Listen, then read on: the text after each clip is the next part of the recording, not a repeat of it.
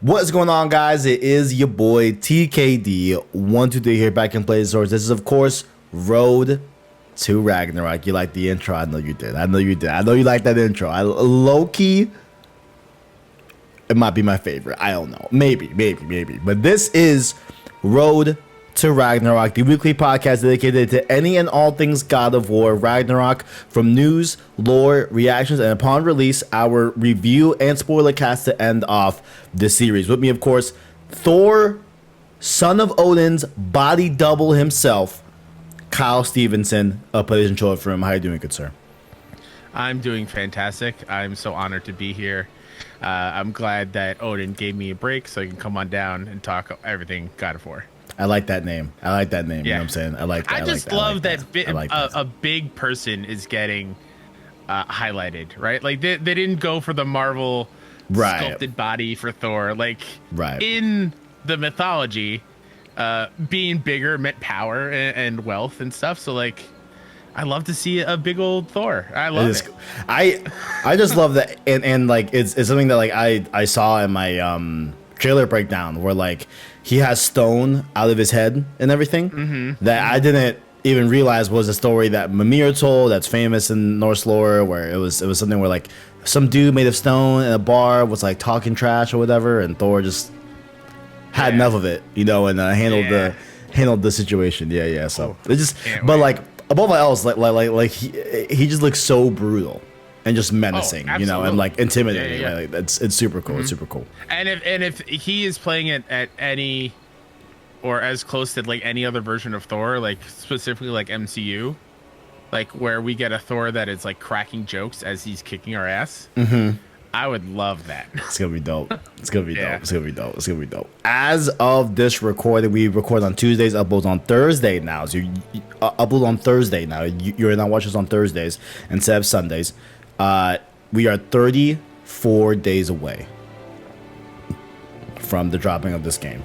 So close. We're right there. And we're going to get into a lot about specifically, you know, how, you know, what God of War means to Kyle and all that. I'm assuming you've played all the God of War games. That's my assumption. I'm not sure. I just didn't ask you, you know, but like, I just assume you have, right? So we'll really have a big conversation about that, but some housekeeping here before we get into that. Catch the show here on YouTube.com, Plays and Source, as well as podcast services just like Apple Podcasts, Google Play, Spotify, etc. via our anchor link down below in the description. Like the video and rate the podcast. It really does help us get seen by more viewers so we can grow the PSS family. Down below as well, let us know what you like or dislike about the show, and connect with us further on Twitter and Discord in the description as well. Along with, I should have mentioned this first, my bad. Kyle, I need you to plug your stuff. All your links are down below. Oh, sure. They'll be down below for every single episode, but if you didn't know, I don't know why I started going with the housekeeping. My bad, but please, it's fine. I was just on a flight. I just woke up from a nap. You know, a lot of things happened in Chicago this weekend, but please tell the people. Who are you? Sure. I'm Kyle Stephenson, co-host of The Trophy Room, a weekly PlayStation podcast made by the players for the players. You can find me on Twitter at Mr. KStep, PSN, all the things there. If you can find the Trophy Room Twitter account at PS Trophy Room. Support us on Patreon, patreon.com/PS Trophy Room. 61 Indie is a indie games media website that I co-founded along with some friends of mine, and we cover all the latest and greatest in all things indies. So you can check that out over at 61indie.com. 61indie, that's spelled SIXONEINDIE, on Twitter, Twitch, all the things. And we also have a Patreon at the same name. I love video games. I'm happy to be here. Beautiful. All those links. I'll let everyone know, in case you can hear, I have a cricket problem right now. It happens every fall. So if you hear a little cricket, it's not sound effects when I make a bad joke. It's a thing I live with daily, and it drives me insane. I have my own little Mimir, except it's not like fun stories. It's just chirping. Yeah, it's just chirping. Oh man, I fucking hate crickets. You know, they're the worst. They just freak me out. You know, I mean, I just don't like bugs. I don't know. Fair. No. If I can't keep track of it 24/7, no, I'm not. Not about it. But You can check out all those links down below in the description for Kyle's links as well. Along with, if you're feeling generous, feel free to hit that join button. You can become a member of the channel for the $1 Prince tier, like to be with Musa, and our $5 King 2 members, just like Caleb Kaiser, the Iraq Knight, and the homie Owen as well. Check out our latest uploads. We did the Last of Us HBO trailer breakdown, a lot of things in there as well. And you know what? Actually, speaking of Last of Us, let's roll into what we've been playing. Kyle, tell us about you can start with whatever you want, but Yeah, no, well, I'll start on that little. I'll start off with there. I've been playing through Last of Us Part 1. The Last of Us is my favorite franchise in games. First game might be my favorite game of all time. It's up there, at least top 2, top 3. I'm slow playing it a little bit just because I want to savor it and not kind of rush through it, because I want to analyze every detail of the environment and see just how this game being made from the ground up again looks on the PS5, and it's gorgeous. It sounds great. I just got up to the Henry and Sam part right before we hopped on here, and man, that scene hits different at the end of that arc, especially when you can see all the little tiny facial animations on like Henry's face as he's just dealing with what happened. It's that game's special, and I can't wait for the show. I'm excited to see like the new things they're gonna put in there, like the Ashley Johnson and Troy Baker actually being in the show. I'd love to see what they're gonna do there. Last of Us Part 1's great. Me and Kevin were talking about a little bit beforehand. I don't want to hear any price tag issues or whether or not it deserves a remake. I don't care. It's awesome, and I'm happy we have it. Yeah, I'm just speaking of that, right? Like what I said, I believe on the Road to Part 1 podcast with Peter Spatek, right? Was that like if I said, like, bottom line, if you love Last of Us, you should play this version. Like this is in my opinion, yes, it does hurt to not get factions, but hey, it's coming. Sure. It's coming. It's coming. I get the hurt there that it's not part of the package, but I think when you truly think about why they wanted to do this, it's because of the show. Yes. Be like, hey, watch the HBO show. Hey, guess what? You can play it right now. The best version. Yeah. So like it makes sense there, and factions is not crucial for the story of Last of Us. It's my favorite multiplayer experience I've ever played. I miss it. I can't wait. I made a taste. I can't wait. Like, I don't play multiplayer games. During 2020, when we were all shut down, and I platinumed the remastered version of PS4, I put in like 80 hours of factions. It was insane how addicted I was to that. So I miss it, but I can't wait for whatever the solo multiplayer game would be. Dude, oh man, I need it for sure.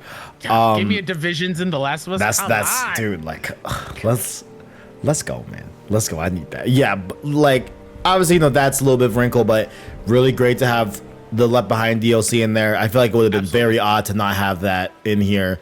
It's so integral and so important, even for Part 2 as well, in like a lot of ways, right? But like, bottom line, I said, if you're a big Last of Us fan, get this version. You will not be disappointed, right?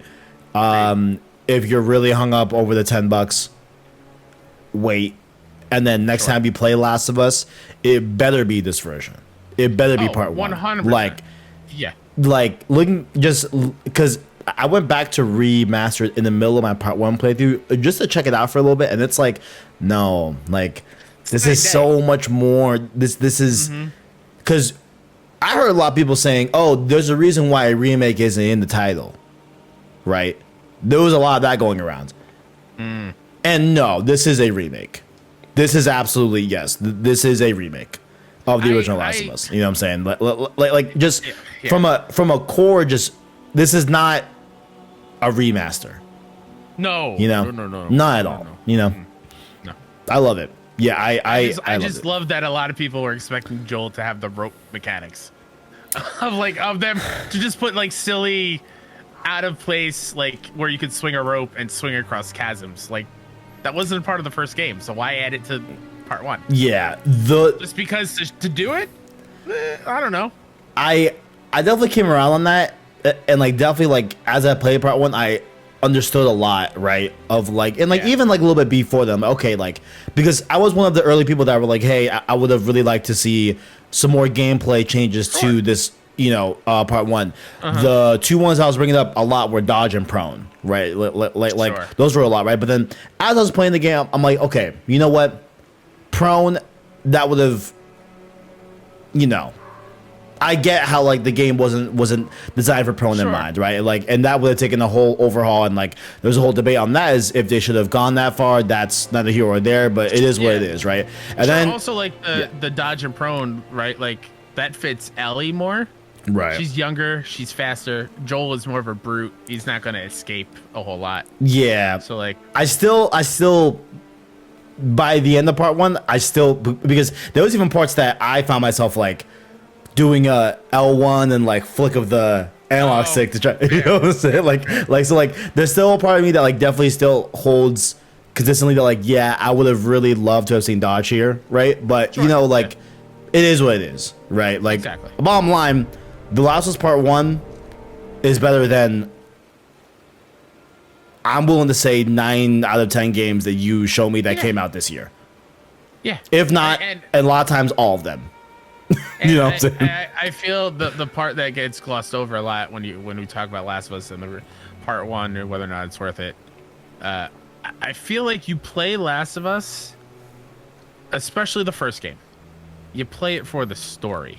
Mm-hmm.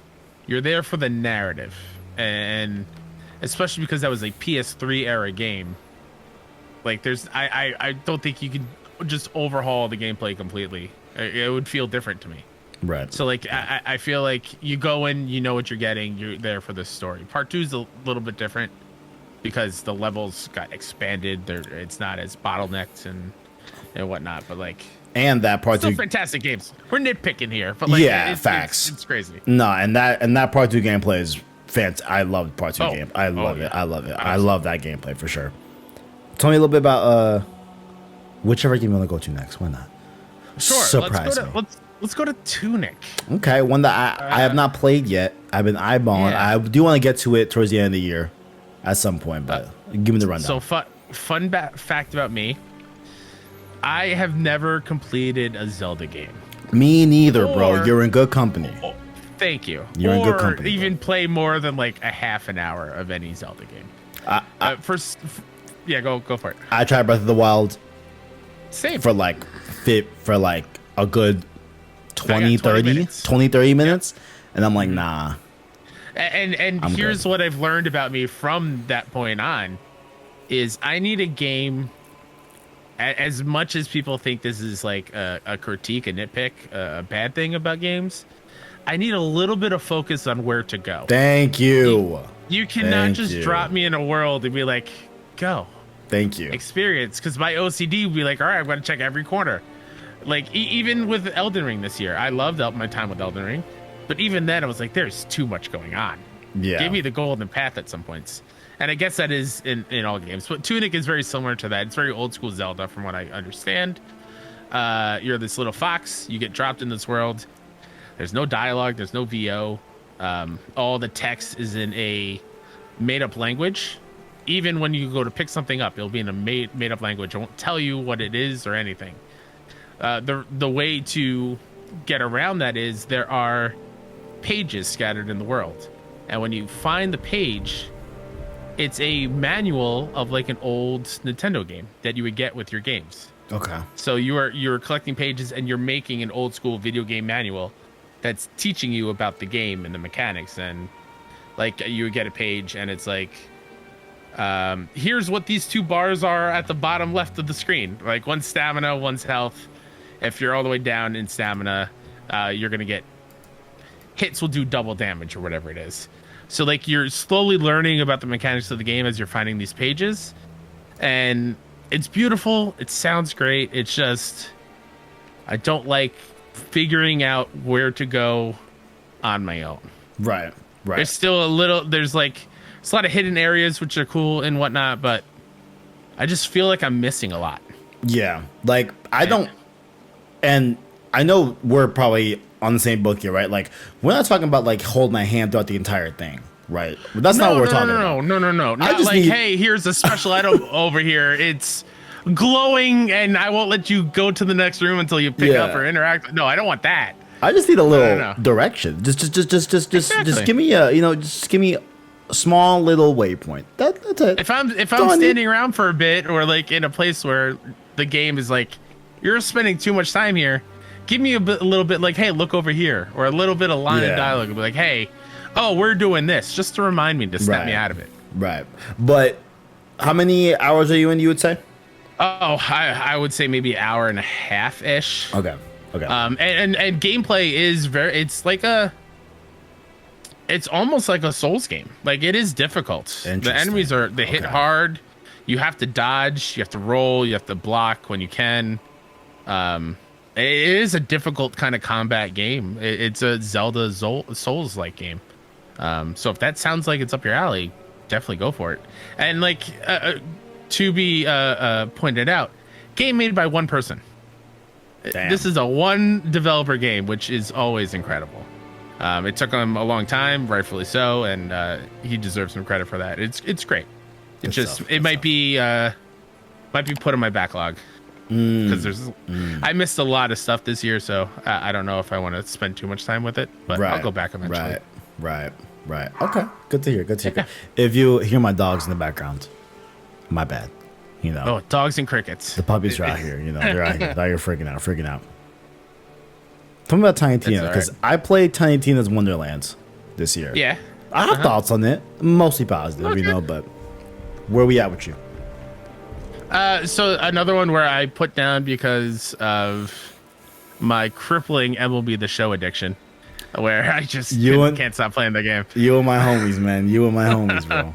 Luckily enough, I put it on the shelf, and I haven't gone back in a few months.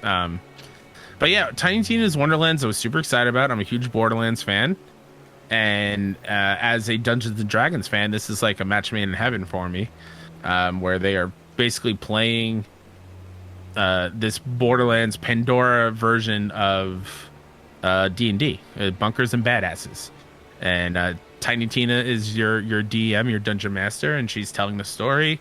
You got Wanda Sykes and Andy Samberg as your partners in crime as you're going through the story to help move it along, and Will Arnett plays the villain. Great voice acting. Writing is what you expect from a Borderlands game. If that's not your humor, I don't know what to tell you. There's some good one-liners here and there. I did a mission where it was like a goblin, like the goblins were trying to unionize, I think.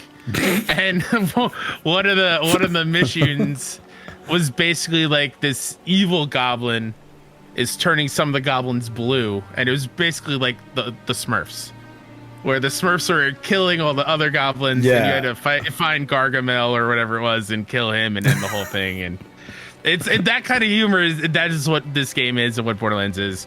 And I just really love that they added to gameplay, like it's not just throw grenades, and it has guns in it, but the guns are crossbows, and there are machine guns and assault rifles and all that stuff. But in addition to, you have like spells that you can do, and different kind of artifacts you can wear that buff certain things. And when you level up, not only is it a skill tree, but then you can put points into like your constitution and dexterity, just like Dungeons and Dragons, and those have like critical hit percentage upgrade, or more health, or more shield, or whatnot. So it is surprisingly pretty deep, and it's a good time. The overworld, I don't know if I love the overworld, where when you're out of the typical Borderlands world, it's like, how would you explain it? It's like a diorama, like a board game. It's or like a tabletop, like D&D thing. Literally like tabletop D&D. Yeah. Your character's a little miniature running around the world, and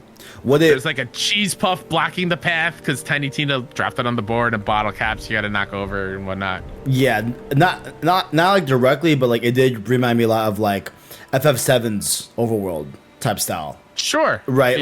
And not exactly what it is, because like they are imitating your character on the board sheet, right? as you said, like there's a popcorn Mm-hmm. away, like stuff like that. But like in a very similar way, like that's how I would frame it. You know, going from region to region, it's like OG FF7. Yeah.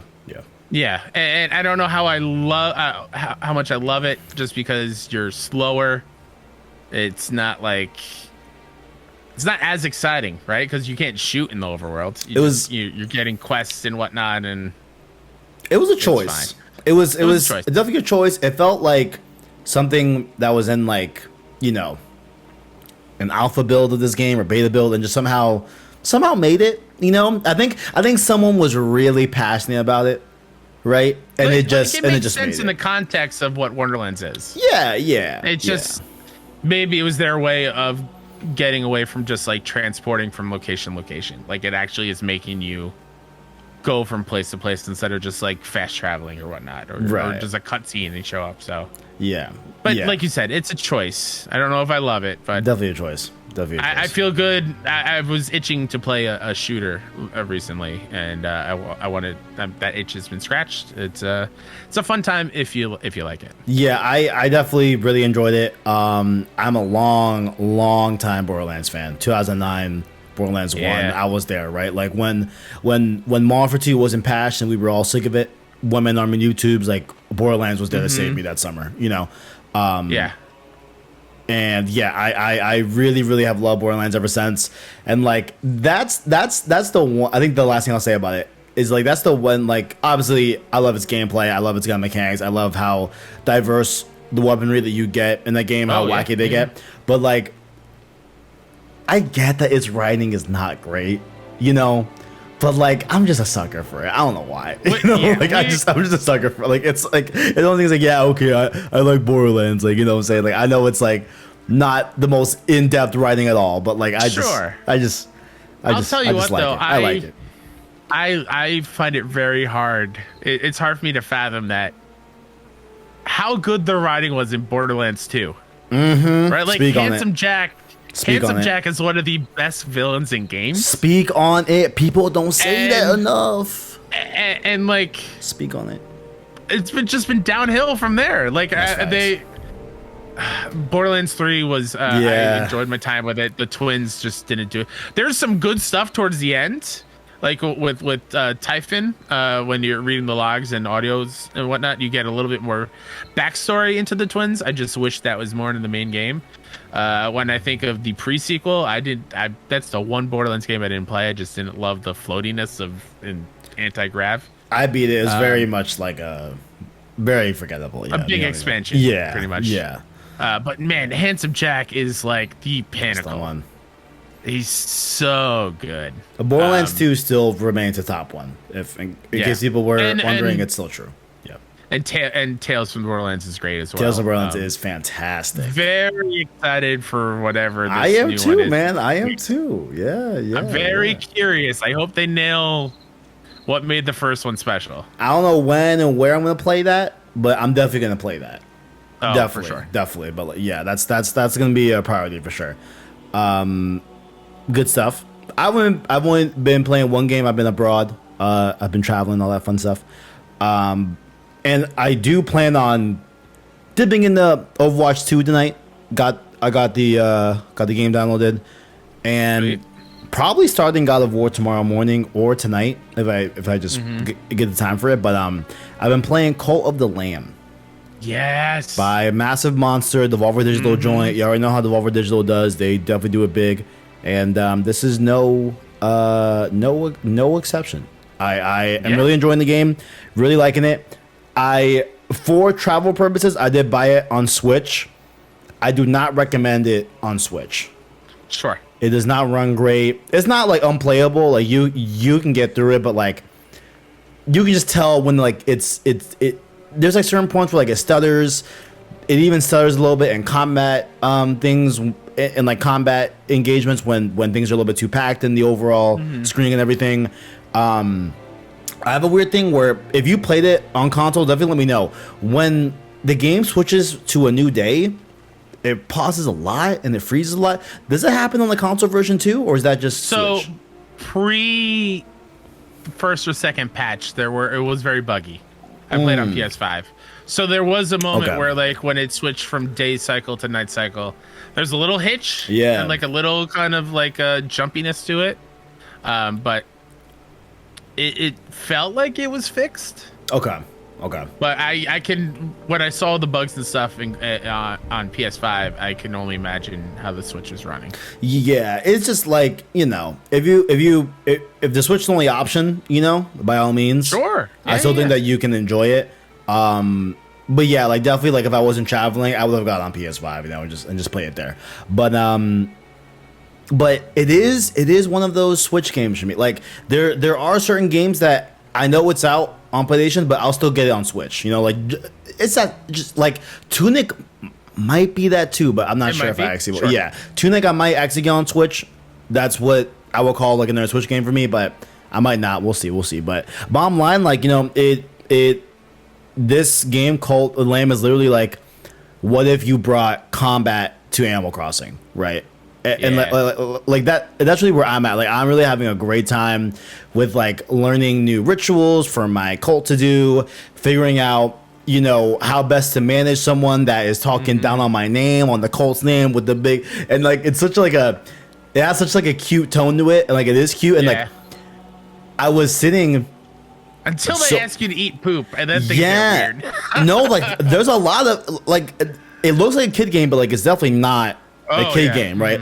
So I was sitting next to this little girl, and she was watching me play on my Switch, and like she thought it was super cute and everything. And then I was like, damn, like I know this looks cute, but like you definitely can't play this. Like, cultists and throw them in a grave. No, I mean, she definitely saw me take a dead body and make it into follower meat. Like she 100% saw that. She 100% saw that. Oh, that's fantastic. So yeah, it's like, yeah, like this is a very like not like as grotesque, I'd say, as like Happy Tree Friends, but like a similar kind of like avenue, but a lot more clean than Happy Tree Friends, right? It's a dark comedy. I feel definitely, like. Yeah. It's one of my favorite games of the year. Yeah, no, I'm really enjoying it. Yeah. It's weird when I think of the game though, and please tell me if you feel the same way. Okay. The dungeon part of it is fine. It's good. I'm having way more fun, you know, in my settlement and building the buildings and planting and checking all the boxes and cleaning up after them and like, though that it's so much more engaging and exciting and fun to me. That's what I wanted Animal Crossing to do for me, and I'm getting it more in Cult of the Lamb and enjoying it more there, and I don't know why. Maybe because it's it's a smaller scale, I guess. Yeah, and I feel like things happen a lot quicker as opposed to like like Animal Crossing. Like there are like time things that you have to wait for it to happen, right? So like that definitely could be it.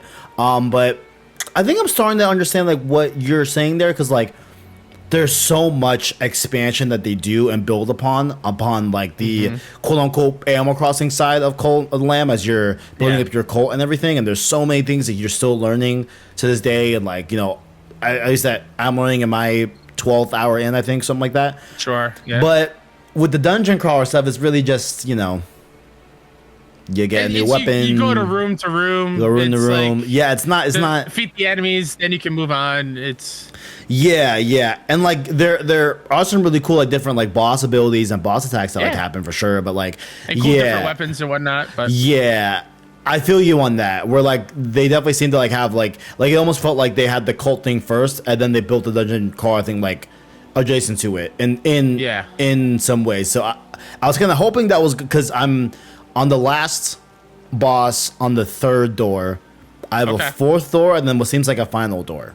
Yeah. And I'm not sure if there's anything more, but so I do want to get that wrapped up here pretty soon. But last shout out, that dice game.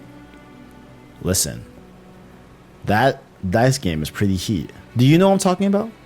No. The little mini game that you can play in Cult of the Lamb. It's like at like the Pillager's Passage, I think. Oh, maybe. Oh, yes. Yeah, the like. Yes, the one where your mentor. Yes. Right? Yeah. 100%. I love that. That thing. What is that called? Fun. I gotta look that up. I forgot. Oh, it's I forgot. Yeah, definitely go look that up because I forgot the name of it. But like, anytime I meet someone, they're like, "Yo, play me in this dice game." Like, I'm going over there. Like, that is such a fun time. Very, very Knuckle fun. Bones. Knuckle Bones. Yeah. That's very, and very fun. Very fun. I'm a sucker for a good mini game, dude. And this is one of them. So like, any Final Fantasy card game, yes, dude. Or Final Fantasy X Blitzball. Are you kidding me? I haven't played that. I'd take a full Blitzball game in a second. For me, it was the integrated mini game for Condor in remake. I haven't played Integrate yet. I know, Kevin. I know. I'm far behind. I know. I will get it done before next year. I promise you.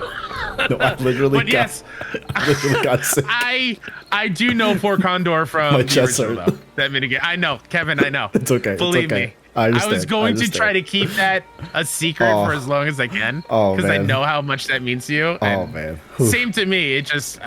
Dude, we're getting Crisis Core. Are you going to play Crisis Core? Oh, 100%. Let's go. Give me Crisis Core. Oh, man. Goddamn. Like, listen, yeah. This is a Ragnarok podcast for sure. I'm 100% over the moon hype for Ragnarok, but yo, we got fucking Crisis Core coming up. Yes, sir. Oh, boy. What a time.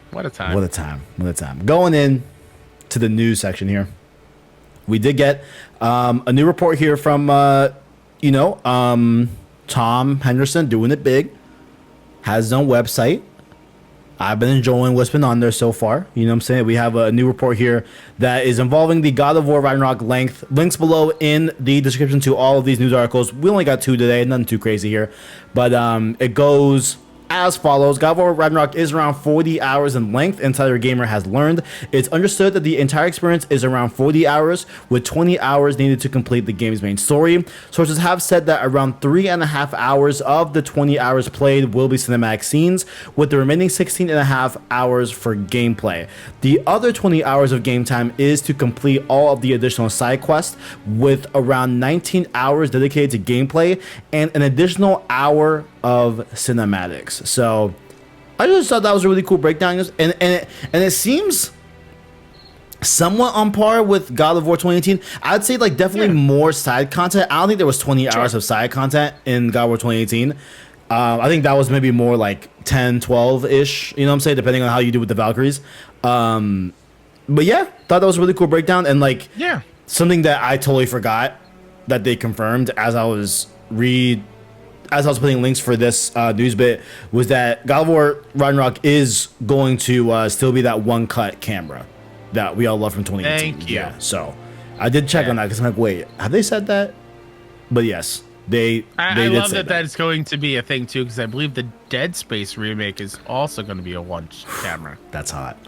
Which I think the original also had, but like I love that that's the norm because it's. No, it's nice. And when we replay 2018, we'll get into it. But man, from what I remember, chef's kiss. Wait. It was perfect. Man, I can't wait. The hours are cool with me. Like that's kind of what I want out of a God of War game. Mm-hmm. The article also said that Ragnarok is going to be like 9 hours longer than 2018, or around there. So 9 hours longer. Yeah. So like according to How Long to Beat, the first one was 32 hours. Everything. Yeah. Right. So then Ragnarok's like 8 to 9 hours more. Right. Right. And when you really think about it, like 35 almost out of the 40 is you're playing it, and roughly 4 hours you're just watching some story stuff. Which, again, I'm fine. That's what I want. Just I can spend 40 hours just throwing the Leviathan axe and calling it back to me. Yes, we can. And just like. Oh my god, feeling it with the haptics on the DualSense. Oh boy. People ain't ready. I'm trying to see if they gave breakdowns on the cinematics on 2018. No, they didn't. They didn't. Oh, also side thing, not on the news officially, but in this article, so we'll just throw it here too.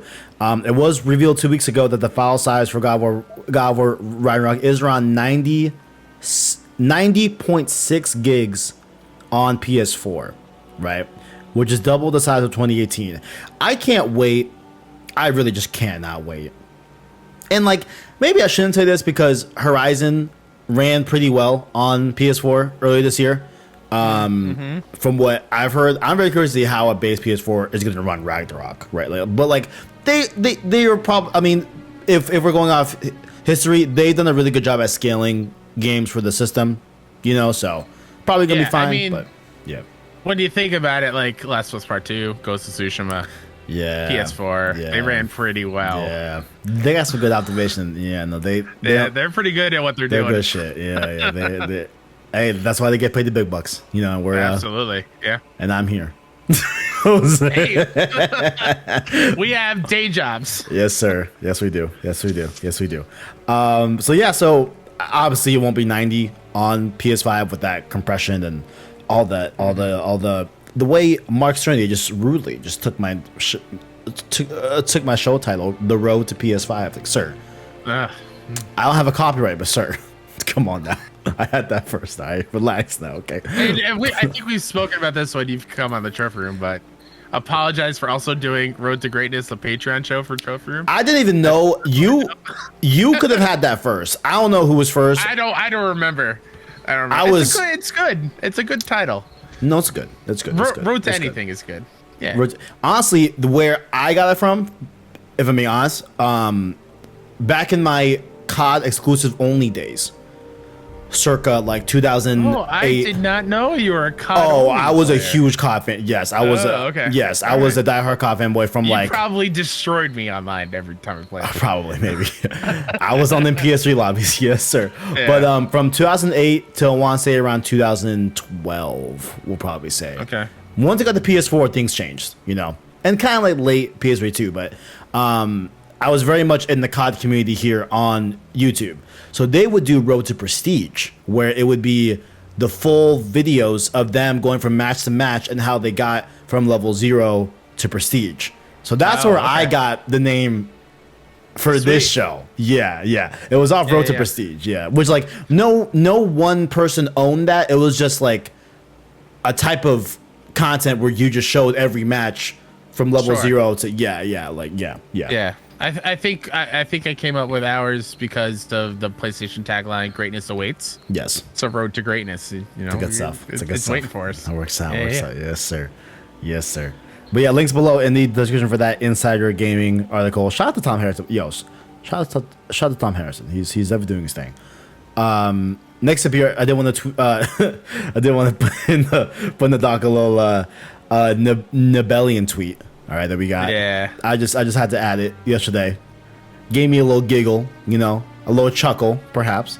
God of War Ragnarok has been rated by the ESRB, the U.S. Ratings Board, of course, for, quote, the words fuck and shit are heard in the game. I love it so much. I love that this is somebody's job to play the game and then write down all the naughty things that are said in it. Oh, man. There's a whole summary, and it looks like it's like, of course, there's like frantic hand-to-hand combat, they say. Sure, probably nudity or is there nudity? Gore, blood, I don't know. It says blood and gore, intense violence, strong language. So far, no nudity to be seen. Players can perform finishing attacks that depict close-up impalement via bladed and handheld weapons. Repeated axe strikes to a creature's neck resulting decapitation. Oh, fuck yeah. Let's go. Dude, what I thought was vulgar as hell. God of War 2018, when Kratos would take the bottom jaw of a wolf and fucking that shit was, oh my God. God of War has always been brutal, but I with like PS4 and the capabilities of that system, man, it got pretty crazy. The way he ripped off the fucking lower jaw of that wolf, that was some fucked up shit. I ain't gonna hold you.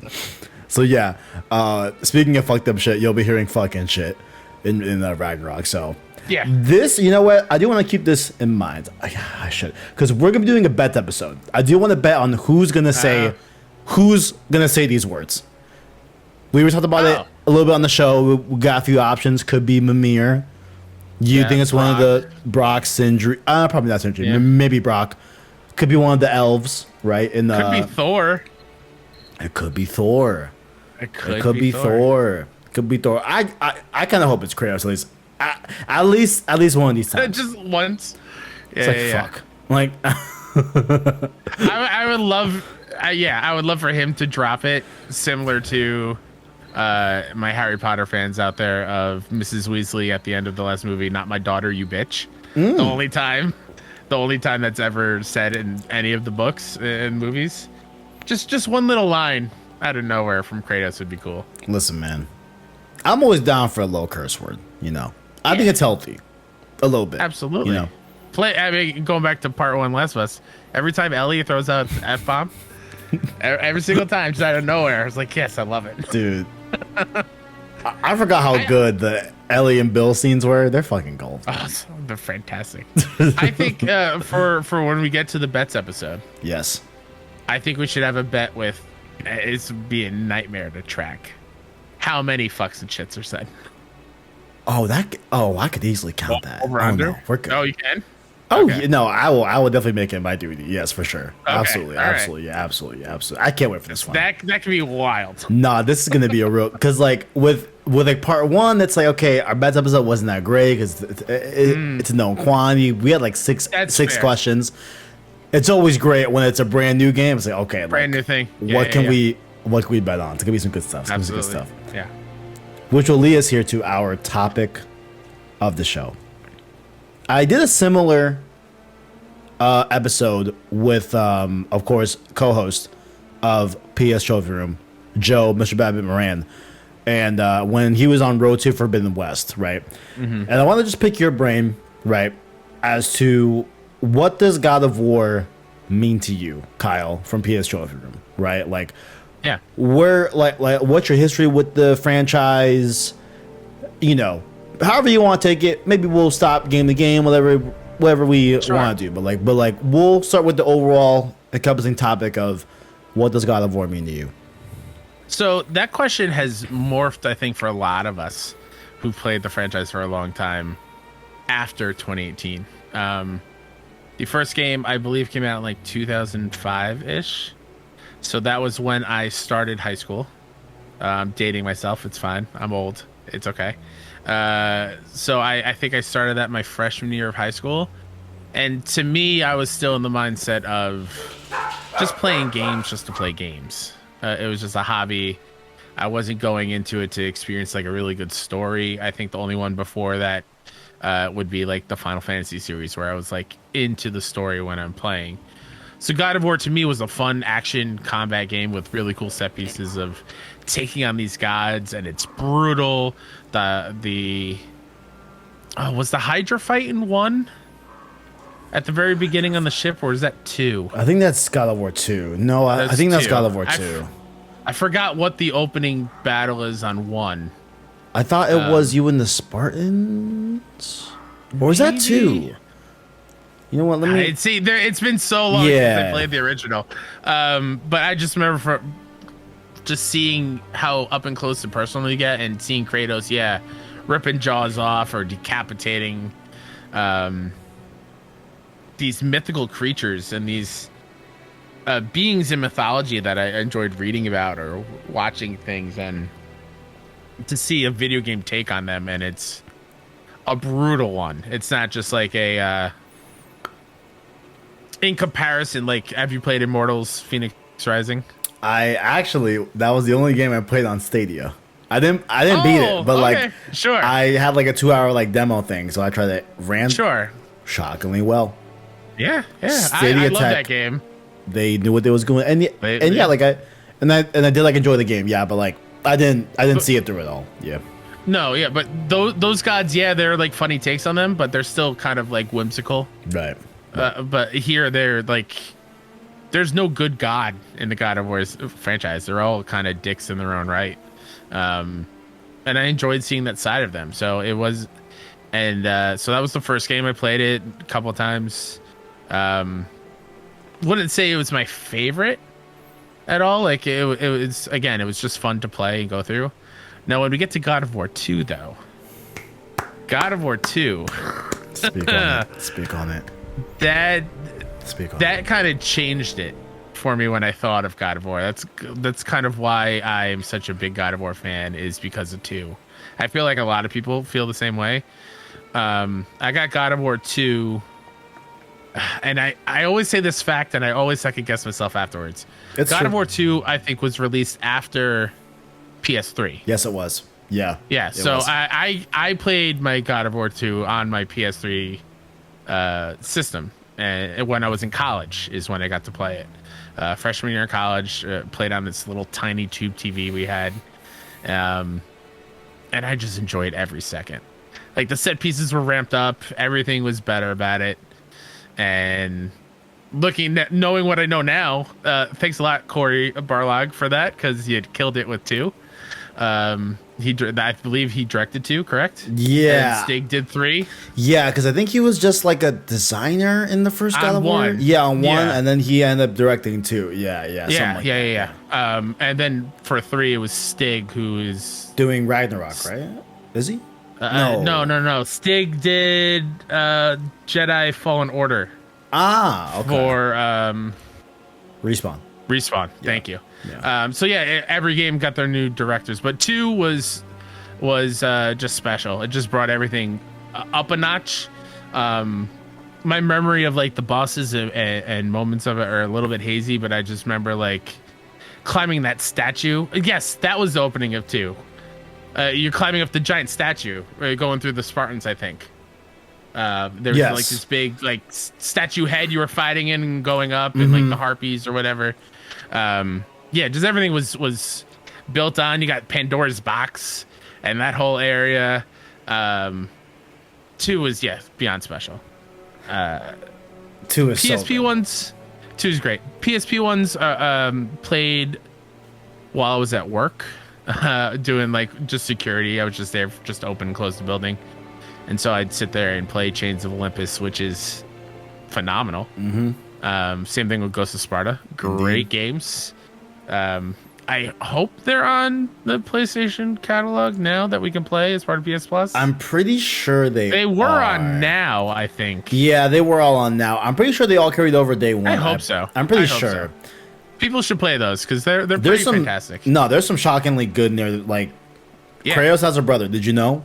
You wouldn't if you didn't play those. Yeah, he has a brother. Yes. I think Ghost of Sparta also introduced like this. I think the first time Kratos like had a shield or something, and it was part of the gameplay or something. It's been a while. I haven't played the PSP ones in a while, but like I've been definitely meaning to just.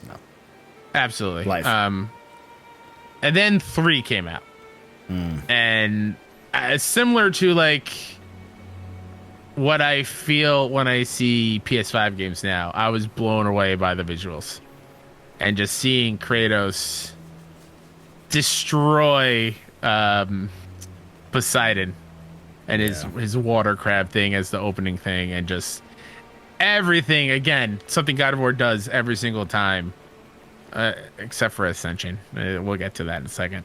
But like, it just builds upon it and it grows and everything gets bigger and bigger and bigger. Set pieces, bosses, story, implications, everything. And then we get to Ascension.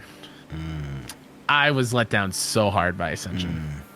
It might have led to my distaste for multiplayer games and single player stuff. Just because I feel like a lot of resources that could have made the single player stuff a little bit better went to try to make a God of War multiplayer game work. And I never touched the multiplayer because I was so upset at it.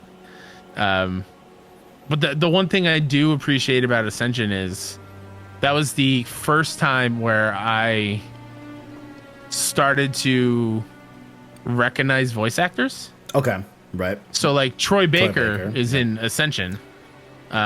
Is it Hermes? He doesn't play Hermes. He plays. It's that one dude. God damn, I forgot his name. He's like the shepherd of the story. Yeah, right? Like he's helping Kratos along or through the story. Yeah. That was the first time I was like, wait, that voice sounds familiar. And then I remembered he was Snow in Final Fantasy 13, and then a few months later he was back again in Last of Us. So like, that was I do credit Ascension for my love of voice actors, because like, he sounds familiar. What other games has he been in? And then just rest of his history as far as I'm concerned. But looking back at those games, and I feel like this is thought about and talked about a lot. The reason why they're not like talked about as like some of the greatest games ever, because Kratos is a dick in those games. He is so unlovable. He is so one-tracked. So like revenge. And like there are some good moments in the PSP games. And there's some good moments of like the flashback scenes with his wife and daughter and all that stuff. But I could care less about Kratos as a person. And that wasn't until 2018. Where within the first trailer, he was gone a while. And I saw that trailer first. I was at Times Square in New York City. It's when PlayStation were doing like their E3 theater experience and stuff. So you can watch the E3 showcase in a theater with PlayStation fans. It felt like you were there at E3. Dope. And I was there for that entire E3 show, which is the greatest PlayStation E3 show ever. Dude, FF7 Remake was there, right? That was no. That was God 2015. of War, Horizon, Death Stranding, Resident Evil 7 on VR. Fucking wild. Crash coming back. Yeah, Spider-Man, Crash. Days Gone. Like that there was another big one there Detroit. too. I think Detroit was there. There was something else. PSVR, Batman, Arkham. It was like all the big ones. Horizon had a big gameplay stuff. Insane. Yeah. But like the moment Atreus was up there playing with his little toys, and then I was like, oh my God, it's it. He's back. Oh my God. And I was finally excited to see Kratos again, even though I knew he was like just a murderous. That was his sole thing that he did was murder people. And then throughout that one trailer, Corey playing on stage, he showed heart and love and regret, and all that was conveyed in like this 2-3 minute thing, and that carried into 2018. And I'm so excited to replay it again and talk about it with you here, because I remember being blown away by what they did with the character that was so unlikable. But we played those games because they were fun to play. Yeah. It's a wild franchise to think about. Like, so my history with God of War is that I actually wasn't allowed to play it growing up. That's fair. So my parents put the big no on the old God of War. You know is there a reason why? Just too gory or whatnot? I think it was too gory. I think they saw one of my cousins play one of the sex mini games, and that was definitely a big no. The good old rotate the thumbsticks, do all that. Yeah. So I think that had a part of it to do with it, right? But like every time I went to my cousin's house, who was, I think he's like 5 years older than me, something like that. Maybe like 4, like definitely like there's a big enough gap where like we're still kids, but he's definitely a bigger kid for sure. Absolutely. So he was able to play the God of War game, so I would just watch him play whenever I went to his house, and like that's how I got my God of War fix, right? And I always wanted to play it, you know. So, but then for some reason there was always like because like another part of my childhood was that I was not allowed to play games during the weekdays during school nights. So I was only allowed to play Friday night, Saturday all day, and then Sunday night cut off around like 8-9 o'clock when I had to go to bed, right? Sure. That's how it was until I was like 15, like straight up.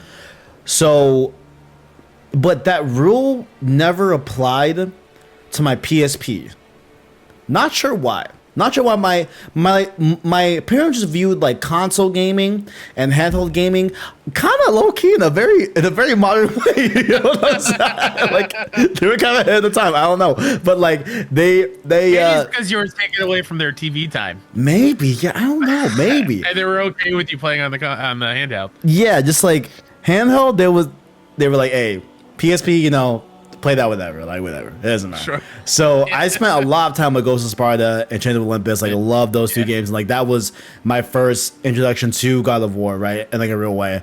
And then 2018 comes about, right? And then I'm doing this channel, and I'm like, damn, I've always wanted to go back. I just never had the time to do it because like I've been so caught up in like the new releases. I hadn't, you know, this was the first God of War that was going to be available in like a new, fresh form. So actually I played, I'm trying to remember. I'm trying to remember if I actually played God of War. No. So this was before I had the stream series. So 2018, I just played God of War, right? Really, really, really enjoyed it. Really loved it, right? But then in 2020, I went back, stream series all up on the channel. You could see my entire playthrough of all the God of Wars except for the PSP versions, Chains of Olympus and Ghost of Sparta. I did God of War 1, 2, 3 Ascension.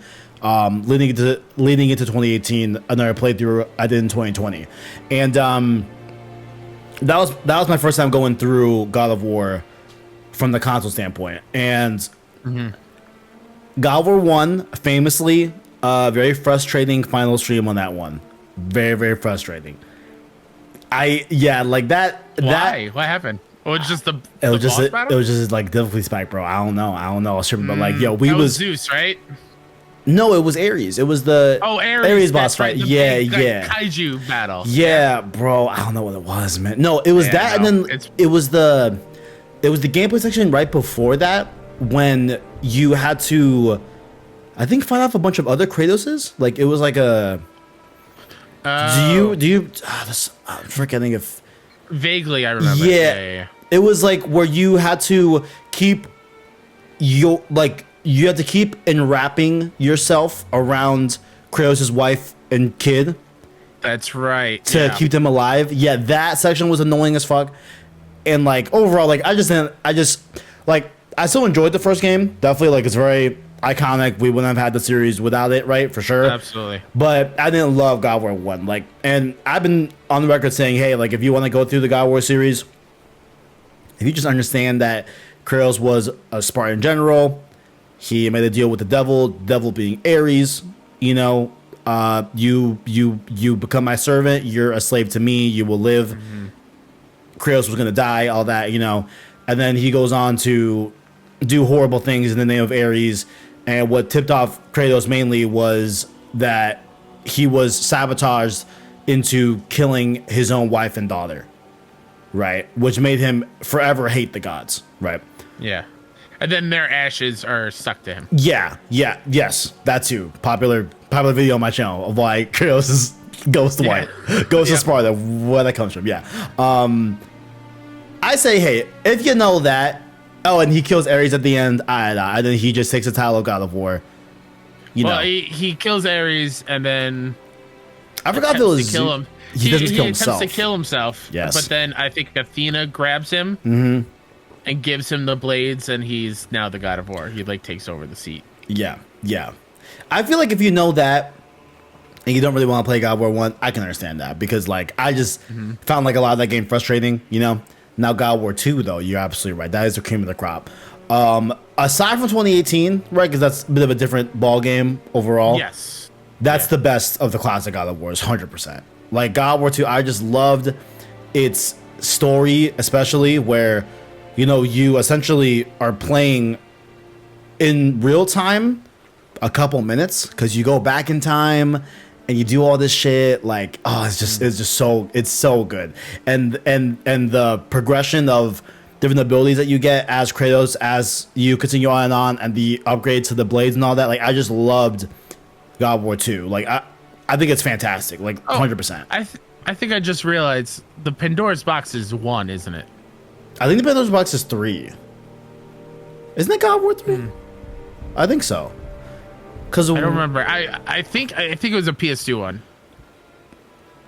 Now that you're thinking, you're talking about 2 again. I know 2 is definitely the time travel one. Yeah, where let me check. I think 3 is Pandora's box. I'm like 80% on that, but I could be wrong. But I just love also God of War 2's outro.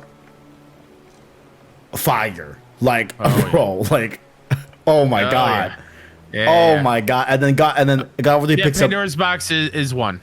Oh, it is so 1. I wait, what am I thinking of with God of War 3? It was chained to the back of Kronos. What am I thinking of with God of War 3? Is Pandora's box also in God of War 3? I think I thought it so. Was. I forgot. Yeah, I forgot. I do love because I love talking about this because it's flooding my memory of what these games were. But like. The way 2 ends and then 3 picking up immediately. There. Oh my god, dude! It's such a great idea. It's such a good move. And like, no time has passed. No, like love rewriting of how 2 ended. No, we are just climbing up the mountain I love to it. go after Zeus. Absolutely Like, love yes. it. I remember like on stream saying like, yo, like that's all people had for like a good 2-3 years. Yeah. Like, are you kidding me? And then God of War 3 just completely just tearing up the Greek gods just left and right. Like it's such a ride. Like it's so good. Really really really good. What was it? Oh my god. Helios? Right? When you have to just like rotate and rip his head off. Yeah, And then that is like a mechanic where you just so good. you use him to lighten up areas or like hidden doors or whatnot. Like, oof, man, it's brutal. Yeah, and honestly, I can't speak to the direct PlayStation 2 counterparts of these games, right? I didn't play them on PS2 directly. It was mainly through the HD collections, but I hope they were in 60 on PS2 because like they're in beautiful 60 frames on the HD versions and like such fluid gameplay that I feel so good. Like so good. Like to a T, like it's really good stuff. Like really good combat, really good gameplay. Ascension, definitely not the best, definitely not my favorite, right? I do think that like there were some interesting gameplay stuff, even though it didn't make moments. It definitely has its moments. Yeah, like it's not all bad for sure, but like it is pretty bad. Like definitely. And I think that's the one that takes place in between 1 and 2, I think. Yeah, I know it's in the timeline somewhere. I'm pretty sure it's after 1, but before 2. It could be in between 2 and 3. But yeah, it definitely has moments. Wasn't my favorite, but I like some gameplay choices that they made there that I thought were pretty cool, even though it didn't really make sense to when that game takes place. Ascension takes place 6 months after Kratos killed his family and 10 years before the original God of War. So it's actually before. One. Yeah, and then Chains of Olympus comes after that. Oh, so it's like during the flashbacks of God of War 1 when I think. Okay, so. right. Yeah, I see. Okay, I see. And then the PC games I love. Don't really like remember them too well. I just know Kratos' brother's in there. You get a little more dialogue with Kratos' daughter and all that as well. Like really, really, really cool stuff there. And just love the games there too. Then we get to 2018, right? I play it upon release. Really quickly though. Learning right now on the wiki that apparently there was a mobile game. Yeah. Called Betrayal. I did not know that at all. Yeah, I forgot what phone that was. Probably an old ass phone that was like. It was a side-scrolling 2D game. You see, like that sounds kind of fire. It kind of does. I would like to play that personally. I would like to play that. You know, that'd be dope. Wow, I wonder if it's available somewhere because I doubt it. Yeah, I know, right? But that would be cool though. I would play it. Yeah. Then we get to 2018. It's voila. Yeah. Very, very nice. Very, very, very, very, very good game. Very, very great game. And like, well, I will say, so I did want to make this point, right? Because I have an unpopular opinion about Kratos. Okay. Right. And honestly, I get that he is an annoying, angry person for the majority, I'll say overwhelmingly majority of the original games. That's no debatable, right? But like, I still felt really bad for him when you really break down like what got him to this angry place, you know? Absolutely. Yeah. Like, and I just feel like, granted, it's not particularly highlighted, right? It's not particularly something that is called back to the player and like as to why he is this way. It's not a focal point. It's not like a focal point, but like it's there. Like it's what happened, you know? Like so like to me, like as how old was I? I was 21, 22 playing God of War 1, 2, and 3 and everything. Like I very much saw like, oh, like this is a man like in pain and like he's angry at the gods that like did this to him, you know, gods that he prayed to, you know, as a Spartan general, right? And like yeah, like there is a salvation factor that Ares gave him to continue, but it cost him a lot, you know. And so like I don't know, like I just think that like Kratos is there is a depth to Kratos that I feel like, in fairness, you know, not a focal point, like you said, but like I feel like it gets a little bit like overlooked sometimes in the admittedly fair, overwhelmingly critique of him being just a very angry protagonist. Sure. You know, that like just boil down to that. Yeah, but like definitely like I have a little soft spot to like damn, like he like went through fucked up shit. You know. Oh no, for sure. Yeah. And then I just wish those games could have been so much better if that was expanded on a little bit. I wish, dude. I wish. Yeah, I wish. Yeah, definitely. And I bet for sure, like if those games were made today, that would be a focal point. You know, like that was a different era. That was a very much like a, you know, an outlandish era, if you want to call it that. You know what I'm saying? Like games were still more games, and they hadn't tapped into what they could do emotionally. You know, absolutely. Not that those didn't exist. The gratification of pressing buttons and seeing things happen on screen. Right. Yeah. Which is fun as fuck. Let's not. Oh, let's sure. not lie. It's very important. Yeah. Especially the mini games. You know what I'm saying? You know, especially. You know what I'm saying? We gotta turn that analog stick. You know what I'm saying? We gotta do that thing. So yeah, I love God of War 2018. Clearing the way, probably bar for bar, probably. I mean, for me, it's God of War 2 versus 2018 for me personally. It sounds like the same for you. Yeah. You know, absolutely. In my mind, I always kind of like separate them. Be like, hey, you know, if we're talking the OG classics, God of War 2, God of War 2018 is a whole different ball game that, you know, is what it is. Yeah, but like God of War 2018 is incredible. It is one of the greatest games of all time, bar none. It is the best PS4 game, bar none, in my opinion. Sure. And yeah, like my favorite part that I said in my review years ago, and like I still hold, and I can't wait to explore again once I play it again here, is that as much as God of War 2018 is about a god from another land making amends with the death of his spouse and learning to grow with his son, it really is a father and son story at heart, you know. Mm-hmm. And it's highlighted when it comes to pass where Faye, you know, intentionally foresaw this journey and intentionally made things happen in such a particular way where they would have to do this journey together, you know. And like Kratos was told by Faye, no, like you have to teach this child how to hunt. Like this is you two are going to be together no matter what, you know.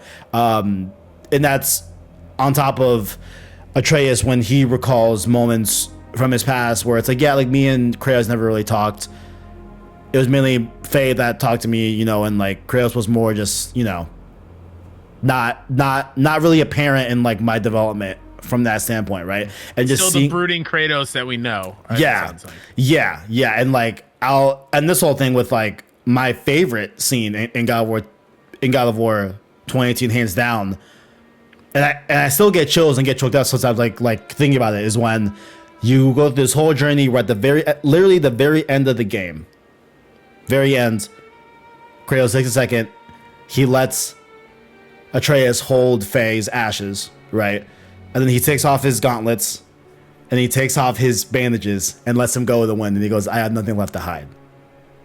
That is one of my favorite cutscenes of all time. You know, I have a similar, not similar, but like I have another one for like Uncharted 4 that I think is my favorite cutscene of all time. But like that cutscene, like is just, like fucking love that shit. There's a whole lot of layers to that. I love it. Scene for sure. So many moments, especially if you know the older games. Yeah, like everything in that moment makes what those more weight. What those binds meant. What those bandages meant. Like why they're there. Like. Yeah, and only made stronger from a scene earlier when a certain character shows up that was not expecting, and it's in the having to come to terms. Oh man, it's in the intro. I had to put it in the intro. I had to. You had to. Come on. What a fantastic moment! And that might really thought we would never see those again. And that might be another bet too. You know, who knows? Like, is that the last? Is that the last time we see it? I don't know. I don't know. I would like to see questions. How did he get to this new realm? I guess that's told. See, like, that's actually my most popular video on this channel. and I think I got it wrong. like, because I was like going off like a Barlock quote where like he's like, yeah, no, like he kind of just like walked over here. Like all the different like mythos in this world like are all existing in the same plane of existence, you know? Sure. So it's like if you go to Norway, you're gonna see the Norse gods. Just like if you went to Greece, you would see the Greek gods, etc. Right? Okay. But I think it's told in a comic. Oh, sweet. Okay. I think I did do research on that, and that definitely might be something that we talk about on the channel. But I think it's explained better in a way that I didn't do so well years ago. Yeah. Sure. Yeah, man. Love me some 2018. So Cannot wait. Can't wait to get into it. I can't wait to replay that. Yeah, that was a one and done kind of game for me. I platinumed it and then I put it away. Right. So it's been since 2018 since I played it. Really? Oh, dude, now you get to play in 60 frames. Oh, I know. Oh man. Man. You already know. I actually missed the 30 frames patch by like 2 months. I was pissed, bro. I was so pissed. They put out that patch like 2 months after I finished it in 2020. I'm like, oh, all right, fine, okay. Next time I get in 60. It's gonna be a good time. It's gonna be a good time. Yeah. I mean, dude, yeah, I mean, obviously we're both very excited about it. Obviously, there's gonna be room later on in this podcast series to, you know, discuss what we think is coming next in this chapter, right? In this final chapter of the Norse saga for God of War. But you got any closing thoughts on like what God of War means to you as a whole? You know? Yeah, no, I'm just I'm so excited that Corey came back. I think it'd be a different story if Corey didn't come back and do God of War 2018. Mm-hmm. It'd be interesting to kind of like prophesize where we would be now if it wasn't at him directing. And something I do want to do as well before or maybe after we sit down and talk about 2018 after we've replayed it. I want to sit down and watch the Raising Kratos documentary again because it's one of my favorites ever, and just kind of really see the struggle that Santa Monica went through to make this, and just the journey of this game being a thing that we played and universally loved. I'm so happy Ragnarok is here. Yes, and sir. It's this year. It's really coming. Oh man, it's really like it's gone gold. Like it's a thing. Wait, has it gone gold? 30, I mean, officially, 34 days away, right? I mean, like yeah, I know. Gotta be. It's rated by the ESRB. It's gotta be. It's gotta be, right? I don't. No, I mean, like it's definitely coming out this year. I just like to like wait officially until like they say, hey, like it's dead ass gone gold. You know what I'm saying? So it's. I bet. Within the at most the next 2 episodes it'll be gold. Oh yeah. I'd say probably by next episode, low key. I think yeah. I think it might happen like this Thursday, low key. You know. Sure. Hopefully. Wouldn't that be swell? Yeah. In the face of me embarrassingly waiting now 3 years for Factions 2. Goddamn. Like, I remember saying, guys, there's no way it's not 2021. What are y'all talking about? Come on. Are y'all crazy? Mm-hmm. Come on, guys. Okay. 2021. All right. You know, which gives some time. 2022 is the year, baby. Factions 2, 2022. Let's go. Let's get it. And here we are. Here we are. Oh, man. But yeah, man, I can't wait to play 2018 again. I've been itching for it. I've been craving for it. Fuck yeah, I might play tonight. Who knows, man? I might just play tonight. Who knows? We'll see. But yeah. Damn, there was something else. Oh, there's something else I want to say. Oh no, I mean, okay, so like a lot to say too. Like I might also watch that documentary again, Raising Kratos, because like not only like is God of War 2018 like such a success for the God of War franchise as a whole, right?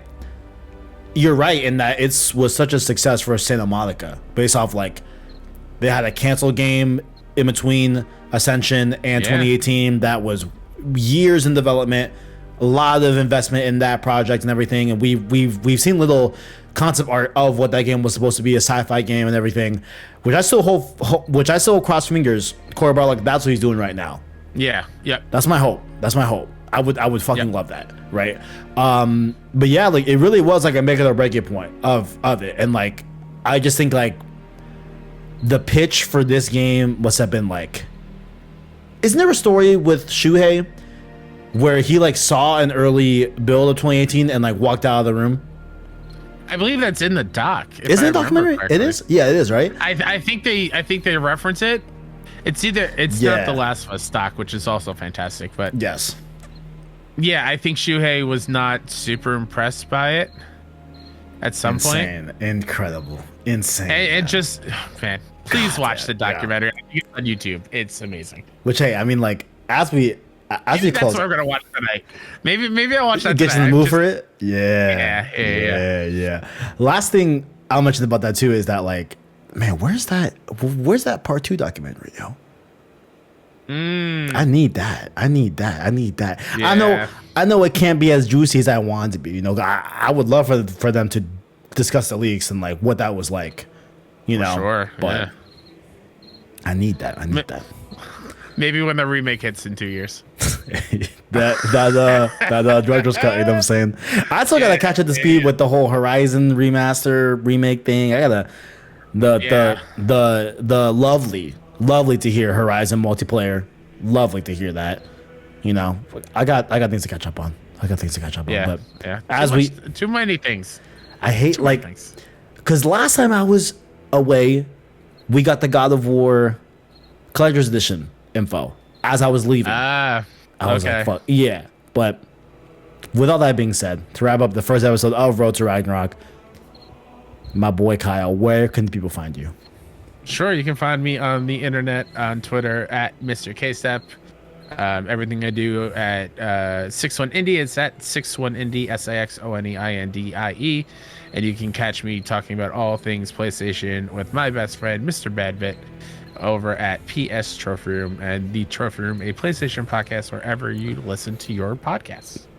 Indeed. All of those links will be down below in the description, along with our links here on youtube.com, where you can catch, of course, the future episodes of Road to Ragnarok, the weekly podcast series dedicated to any and all things God of War Ragnarok, from news or reactions, and upon release, our spoiler cast and review of God of War Ragnarok. If you like the show, you can catch it here on youtube.com as a place and source, as well as podcast services just like Apple Podcasts, Google Play, Spotify, etc., via our anchor link down below in the description.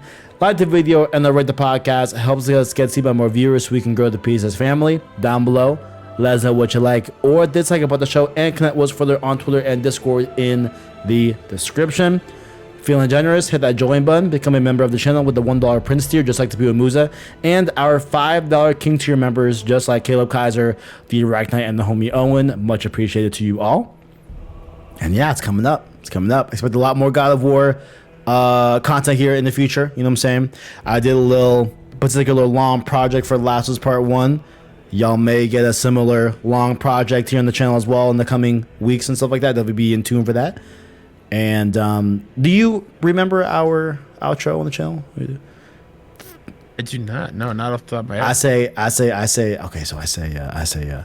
Thank you all for watching, and as always, I'll do a little pause, and we both say in unison, "Greatness awaits," and then we cut. Got it. You know what I'm saying? So okay, we're gonna run it back. Got it. Thank you all for watching, and as always, greatness awaits. Greatness awaits. Nailed it. Sweet.